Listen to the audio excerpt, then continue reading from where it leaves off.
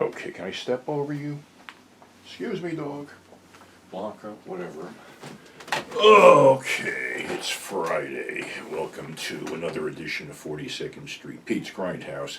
Oh, I got a drive-in story for you, but I'll update you on the health situation. I went to see the surgeon Monday, and he feels that the whole thing was misdiagnosed by the emergency room doctor, and that whatever was going on, I should be on certain stuff, whatever. The problem may lie with my back, which really doesn't lie that good with me in my mind, but whatever, I'll deal with that when I find out the results of the MRI when I get that. So that's what's going on with that. But anyway, let's go back to 1973. A movie called Three on a Meat Hook was pretty much bouncing around all the drive-ins up in northern New Jersey, out in the burbs or the woods or whatever the fuck it was up there. So it was Big Al, this other guy named Frenchy, who was a rather large individual, and he wasn't really French, but his last name sounded French, so they called him Frenchy. And me in Big Al's 60-something Cadillac that we decided to go up there and check this out. And on the way up, we stopped at a liquor store, and being that Big Al looked older than the rest of us, he went in and got 2 cases of this Rheingold beer. And I had to research this, because I originally thought when I remember what happened, I thought it was Budweiser, but it wasn't. It was Rheingold. And they were chug mugs, they called them back then. It was like a fucking amber mug with like a flip top, like a pop top thing. You flip the whole thing off and had a wide mouth, and you chugged it. So we were on that kick for a while. And by the time we got to the drive-in, we had already consumed about 3 or 4 each. Yes, we were that fucking stupid. We were drinking while we were drunk. Well, he was drinking while we were driving. We were just drinking in general. I was shotgun. Frenchy was in the back. So we get there, and this thing starts, and it's, just Three on a Meat Hook comes up with this lame-ass fucking music, which pretty much set the tone for the night. So it got into this whole thing with this hot blonde, which was we really enjoyed the hot blonde because she had tan lines and real tits and everything, and she was sleeping with this guy.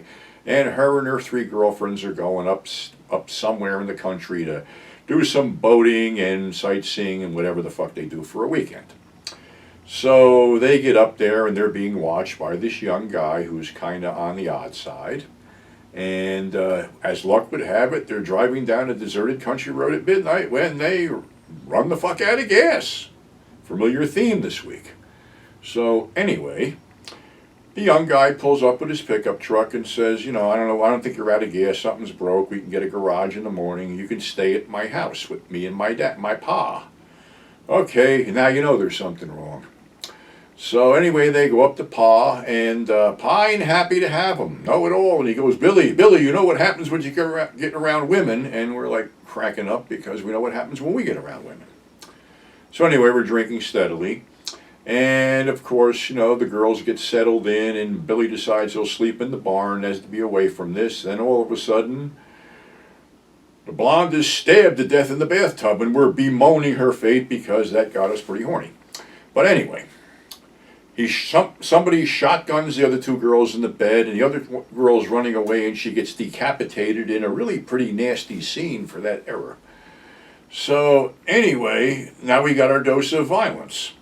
And then it sort of deteriorates because Billy wakes up and his father runs out screaming, Billy, you did it again. I don't know what to do. And I'll take care of it, don't worry. And it's pretty fucking obvious what's going on, but I'm not going to go into that. The father's played by Charles Kissinger, who was a regular in all the early William Girdler movies. So anyway, Billy goes to visit Mom's grave and bemoans the fact that he wasn't around when she had passed. He had been sent away. So he goes into town and starts drinking in this bar with this band that starts playing endlessly, to the point where 2 minutes into this, and it doesn't look like it's going to stop, Al starts the car and slams in the Doors' first album on an 8-track, and the 3 of us are singing along to Light My Fire for, I guess, the 6 minutes that it ran, so we probably missed some pertinent fucking dialogue anyway. And it gets into this whole thing where now he wakes up in bed with the barmaid that he was talking to, because he obviously got drunk, and I'm not making this up. She had to tidy him up after she got him in the thing, so obviously he got shit-faced drunk and shit himself, and she had to wash his pants. So he's in bed with her, all embarrassed, and he's like, did we do anything? No, they didn't. So all of a sudden, she wants to see the farm and visit him with her girlfriend, a divorcee. Or, no, not a divorcee, someone who basically got married, was in love and shit, and unfortunately her husband got killed in Vietnam. So they get a tour of the farm, and Pa's drunk. Pa serves him some veal cutlets that he made up, special cut of veal cutlets. So anyway, night falls, and the nice blonde widow gets it through the chest with a fucking pickaxe, because obviously it's fucking Dad. We all fucking saw through this whole thing. And then he goes after the other chick, but all of a sudden this older woman comes out, gets in between them, and he hits her with a fucking meat cleaver.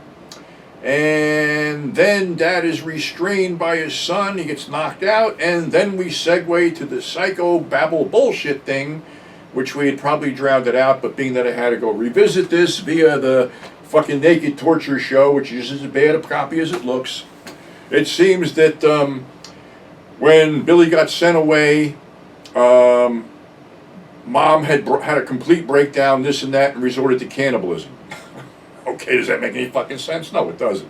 So anyway, Pa felt that he had to protect her, and sent Billy away, but then kept her locked away, and then the whole deal with the tree on a meat hook thing was eventually the girl had opened the fucking barn door, and there's the chicks, 3 of them hanging on a meat hook, the 4th one wasn't because she didn't have a fucking head. So that's the whole deal, and Dad is going to be put away, so we can't do this again, and unlike other 70s bummers, this one sort of, I guess Billy and the chick went out and got married and whatever the fuck they did. But anyway, we're sitting there going, okay, well, that's pretty fucked up. And to be honest with you, I don't have any memory of Asylum of Satan. I think that was the co-feature, because I don't know, we had 2 cases of fucking beer, and we got pretty shit-faced. And we, at that point, had a tendency to pass out in the car, which, I don't know if this was one of those things. I don't remember what happened after that. I just remember the whole 3 on a meat hook thing. But, I think I told the story about when we were at Livingston driving, and we rolled away in the back row. I think it was Texas Chainsaw Massacre. And we fell asleep in my van, and we woke up and we heard like all this gospel shit like that, and actually Al thought we had died and we were on to heaven, and they were having a fucking mass said on top of the snack bar with this preacher with a loudspeaker. So yeah, drive-ins were cool. I know the Mahoning drive-in down in Pennsylvania has really been instrumental in bringing back the whole drive-in scene, which is great. And I wish I physically was able to go down there for one show, but like I said, I've done this in my youth, and it was a lot of fun, and I'm glad some people are getting to really see it how it was back then and getting to relive it. And those guys, down there keeping it alive. So definitely support them, and also our sponsors, Grindhouse Releasing and the Fusebox Show.